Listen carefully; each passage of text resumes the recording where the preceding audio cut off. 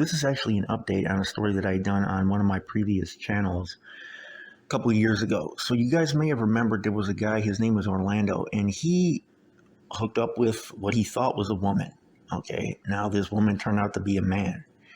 And listen, I'm not trying to blame the victim. Okay, every time I do stuff like this, people who say you always trying to blame the victim. If you're transgender, okay, you need to make that known. You need to make it known, because I've never had this happen to me, but if you are linking up with somebody that doesn't know that and thinks that you're actually a woman or a man, whichever one it might be, and then they just, sooner or later they're going to find out. And then, oh man, that's not pretty. Okay, so you gotta make that known from the get-go. Okay, that's a big thing. Now, I'm not excusing what this guy did though. Okay, because he just got sentenced to 35 years because he ended up killing this transgender person. Okay, and he's 21. He's been sentenced now to 35 years for murdering a transgender woman in her Chicago home 3 years ago. So his name's Orlando. He pled guilty to first-degree murder on Thursday, and the judge handed down the sentence. Multiple counts of first-degree murder, armed robbery, home invasion, and burglary were dropped by prosecutors in their plea deal with him. So he was still a student over at Bogan High School. He was a high school student when he went to the home of a supposed woman named Selena. Okay, now this was back in May of 2020. So at this particular time, guys, this was when a lot of the looting was going on, in response to the George Floyd riot. So the police were stressed and stretched to the breaking point at this time in Chicago. If you guys remember, I'm just trying to put this in context. So that was the bloodiest weekend in Chicago in an entire generation, according to CWB Chicago. That particular weekend when this happened, there were murders happening left and right. The police were too busy dealing with the stuff downtown and everything, and the streets were just turning up and going crazy. Everybody was turning up, like getting their kill off, you know what I'm saying? So after hanging out at her apartment, Orlando asked Selena if she was a woman. Okay, now he was a high school student, okay? And she was 37 years old, which is, I don't know if that's a significant detail, but I think he was 18 though. Okay, so he was of age, but she was about 20 years older than him. And he asked her if she was a woman. He became upset and left upon learning that she was trans. Prosecutors say that he had returned to her home a short time later with his face covered. Officials said that surveillance video showed him handling a firearm as he neared her home.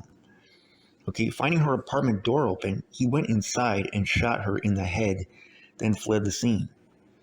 So during his initial bail hearing, a prosecutor said that he, quote, kept seeing her face and it made him mad. So he returned to her apartment and fired more shots into her body as she was on the floor. Chicago police said they found a video on Selena's phone that showed Orlando washing his hands in her apartment before the murder.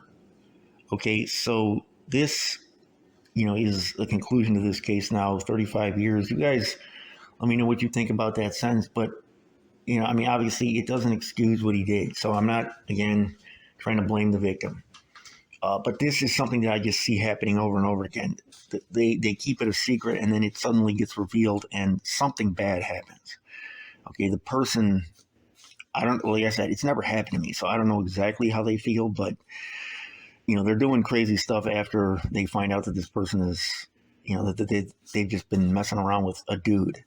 Okay, if they're not, like, gay, it gets revealed to them that they've just, without even their knowledge, been doing some gay stuff. You got to realize that that's something that can mess up a person's reputation, like, for the rest of their life.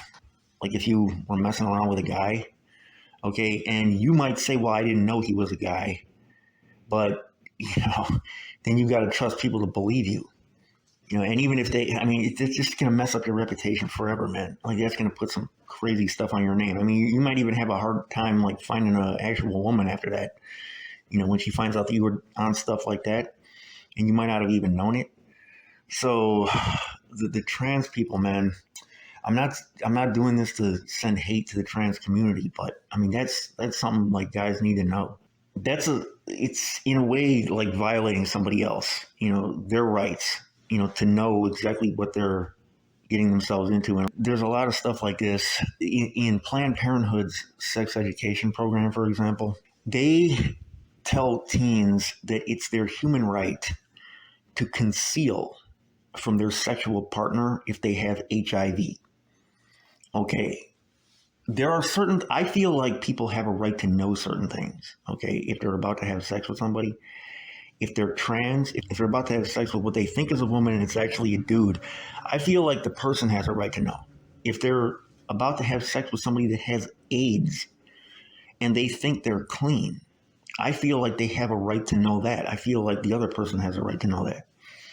And so, like I said, is that, I mean, if you're in a relationship with this person, you're telling them you love them, are you going to conceal from them the fact that you're about to play Russian roulette with their life? Okay, potentially give them a disease that can kill them. So this is what like Planned Parenthood is telling teens in their sex ed class, and it's messed up, man. It's messed up. People have a right to know what they're getting themselves into.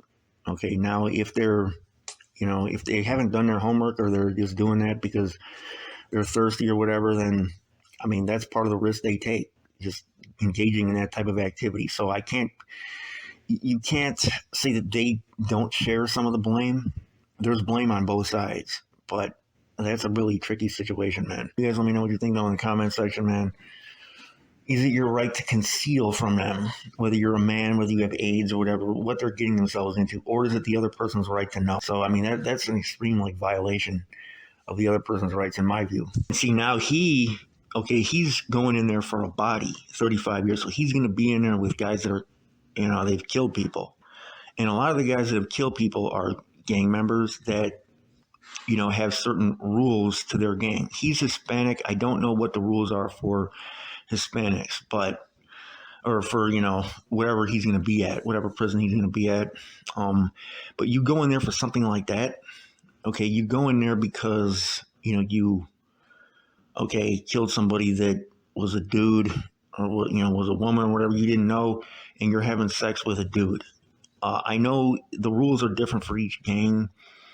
I'm pretty sure what I've heard is that a lot of the whites do not tolerate any type of like homosexual behavior in prison, and anything like that, you could get killed for that.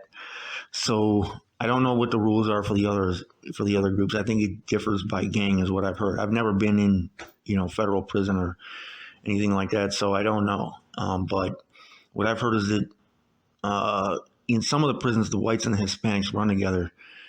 And I don't know if the same rules for the whites apply to the Hispanics, but I think the whites have very strict rules about that type of stuff.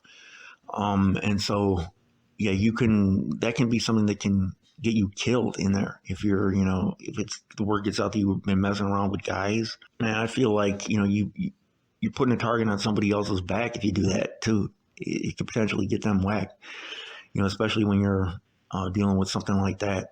So you guys let me know what you think though, man. There's your boy, Chicago News. I'm out.